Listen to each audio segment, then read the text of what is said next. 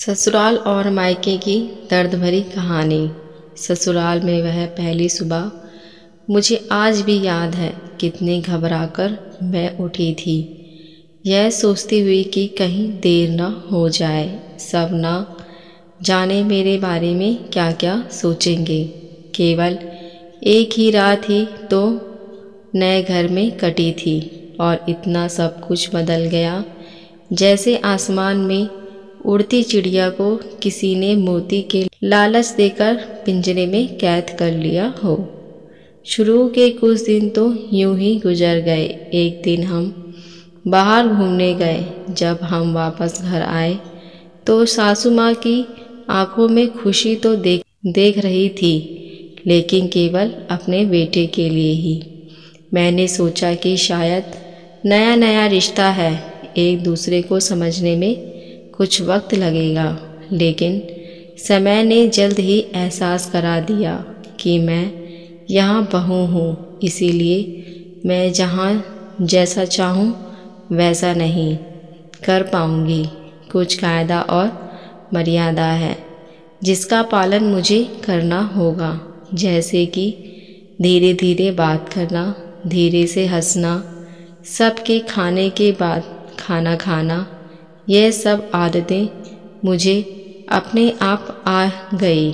माँ से भी बात कम होने लगी, जिसकी वजह से मुझे पीहर की याद आने लगी। ससुराल में पूछने पर कहा गया कि अभी नहीं, कुछ दिन के बाद जाना। जिस पति ने शादी के समय कहा था कि आपकी बेटी पास में ही तो है, कभी भी आ जाया करेगी, उसके भी सुर बदल गए। अब मुझे धीरे धीरे यह समझ में आ रहा था कि शादी कोई बच्चों का खेल नहीं है।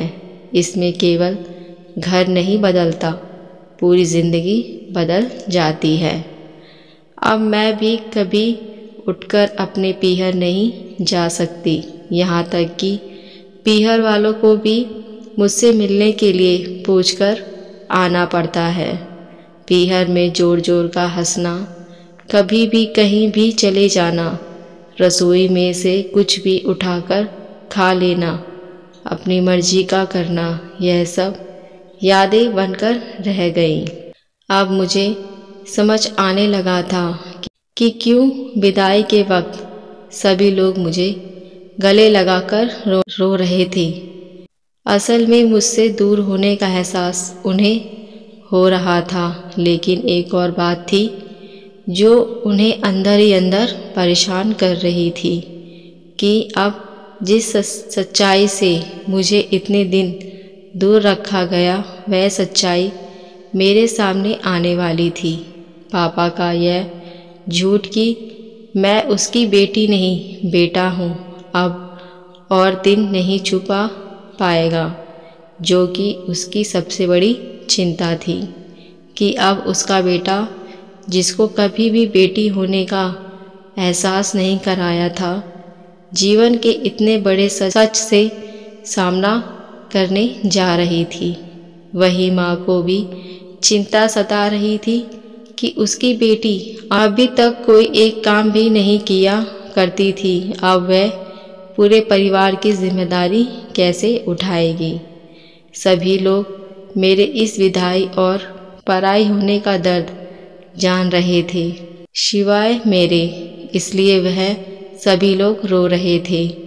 आज मुझे समझ आ गया कि उनका रोना गलत नहीं था। यह हमारे समाज का नियम ही है कि एक बार बेटी डोली में विदा हो गई तो वह उस घर के लिए केवल मेहमान ही बनकर रह जाती है। फिर कोई चाहे कितना क्यों ना कह ले कि यह घर आज भी उसी का है। सच तो यह है कि अब वह कभी भी यूं ही अपने पीहर नहीं जा सकती, चाहे कितना भी समस्या और परेशानी क्यों ना आ जाए, मुझे ही हल करना है, हंसते हुए या गम छुपाते हुए। ये दर्द भरी कहानी बेटी की आपको कैसी लगी, मुझे कमेंट में ज़रूर बताएं। अगर आप हमारे चैनल पर नए हैं तो मेरे चैनल को सब्सक्राइब, लाइक, शेयर ज़रूर करें। अब मिलते हैं नई कहानी के साथ। देखने और सुनने के लिए धन्यवाद।